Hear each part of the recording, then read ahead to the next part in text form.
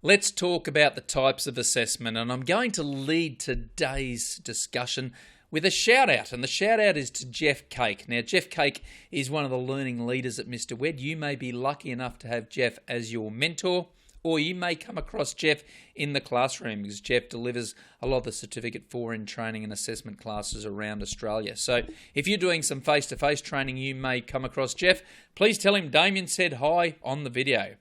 And the reason we're giving a shout out to Jeff is because today a lot of the creative content for this video has been developed by Jeff. So I like what Jeff came up with here, relevant to types of assessment. So let's present this to you, and I'm hoping you'll find this very interesting because it's about hiking. Yes, hiking. Now, I don't know if you're a mountain climber or not, but I think we understand the perils of climbing a really big mountain. In this case here on the slide, we've got one that's 29,035 feet tall. It's a long way up. And I want to talk about mountain climbing, and there's a very distinct purpose behind what we're going to talk about here. So just go with me for a couple of minutes because it does illustrate types of assessment. Firstly, if we're going to be climbing this mountain, if we're right down the bottom there near the Khumbu Icefall, and we're right at the bottom, are we going to do some things before we start hiking up the mountain? Are we going to start checking some equipment? Are we going to start talking to people about their capabilities? Are we going to be making some decisions about whether or not we're ready to go, whether we're really right to attack this mountain? We need to be prepared. We need to plan. And then we start up the mountain, and every once in a while on the mountain, we just want to be checking in with each other, don't we? We want to be checking in with our colleagues, make sure that we're doing okay, that everything's looking all right. It might not have been too difficult yet, but we want to check that things are on track before danger approaches. We want to ask questions. We want to be inquisitive. We want to make sure that those checks are in place early so that if there's a problem, they're discovered early and rectified early. And we continue to do that. In this case here, you might do it at Camp 1, you'll do it at Camp 2, you'll do it at Camp 3. Again, you'll check that everything is okay at Camp 4, and then you'll go for the final push to the summit.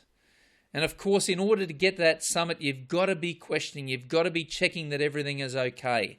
Before you get to the top, before you have a chance to get to that peak and potentially go over the peak, you want to make sure that everything's okay and that everything that needs to be achieved has been achieved. When you're at that summit, you want to cross off everything that was on your bucket list for that trip and make sure that everything's been checked and double checked and that everything is sweet and perfect. Then you can start down the mountain again. And interestingly, if we're undertaking this journey up the mountain for the purposes of assessing the mountain climbers, then it's possible that we might assess somebody before they even go on the mountain. If our job is to assess people and their mountain climbing ability, do you think we necessarily need to take people up this mountain? If people tell us that they've already climbed Mount Everest, that they've been up K2 7 times and they prove that to us, then do we need to conduct a mountain climbing assessment where we watch them up a massive mountain at all? Maybe we can do that assessment by asking them questions, by collecting evidence, by looking at their previous achievements and their previous experience to decide whether or not they're a good and an effective mountain climber.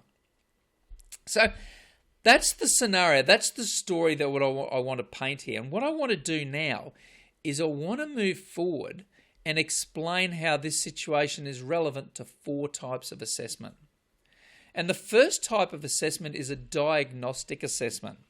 A diagnostic assessment is where you determine if people already are ready to go. You're asking questions, you're checking things before the assessment journey commences.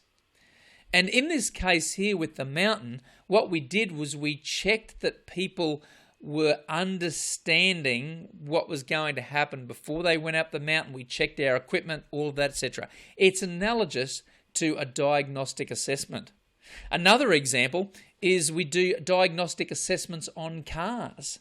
If we send our car in for a service, one of the first things that the mechanics will normally do is run diagnostics. Check that things are working before they start getting stuck into the specifics of the car and the service. They'll run the diagnostics. We do that with people too. When we're assessing people, often one of the first things we'll do is run a diagnostic assessment before we start moving into the more detailed assessments. Maybe even before we start dealing with the training, to make sure that people are a good match for that training and assessment. The second type of assessment that we want to address here is a formative assessment. And formative assessment, as the name suggests, comes from forming. It's forming an assessment perspective. It's looking towards making an assessment decision, but we're doing it while they're still training, while it's still in progress. It's not something that happens at the end, it happens during the journey. In the case of our mountain climbers, we were doing formative assessments on the way. So before we even got near the summit, we were doing assessments to check things at Camp 1, at Camp 2, at Camp 3 and Camp 4.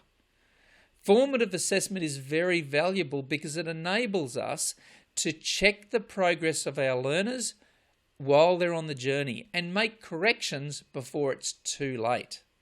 That's why, to be transparent about it with this Mr. Wed course, we have little assessment activities and little tasks for you to do before you get to the end of the journey. We have the big summative assessment at the end, but we have all these learning activities and little challenges to test you along the way to make sure that we're comfortable with where you're progressing and to make sure that you're comfortable too. So that's formative assessment.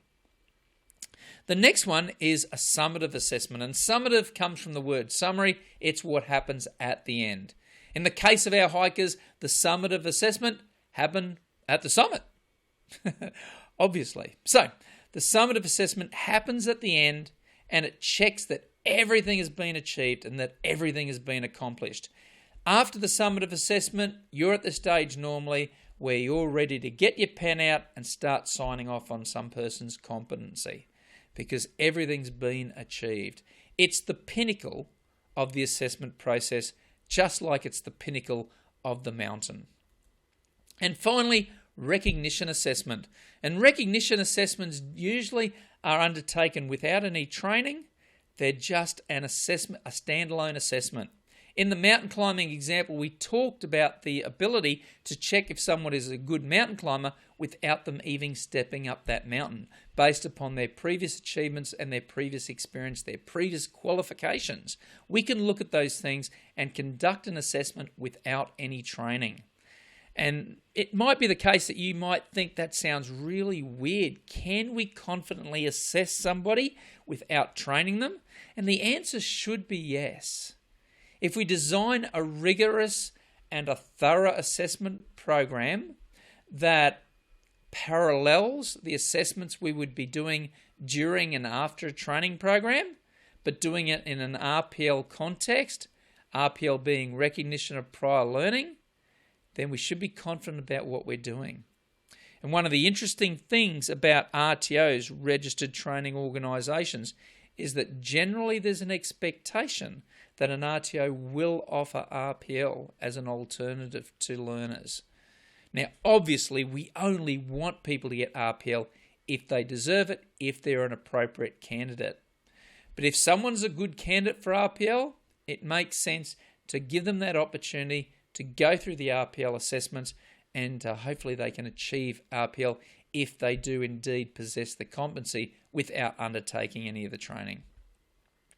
So that's been our journey, and I wish you success as well. Here's a photo of Maren Minamiya, and Maren got to the pinnacle of success as a hiker. She's got the Instagram logo there. Good on you, Maren. Congratulations. And of course, at Mr. Wed, we wish you congratulations as well when you get to the pinnacle of success, which is completing this cluster and completing your Cert 4. That's what we want to see you do. And we'll be using formative assessments, we'll be using summative assessments, sometimes we'll be using diagnostic assessments at the start of clusters or when we were having your application interview with you. And it might have been the case that you were a good candidate for RPL, in which case we would have offered that to you as well. These 4 types of assessments are used extensively at Mr. Wed and at RTOs all around Australia and the world. And we encourage you to consider the possibility of how you can use these 4 types of assessment for your benefit in your situation as well.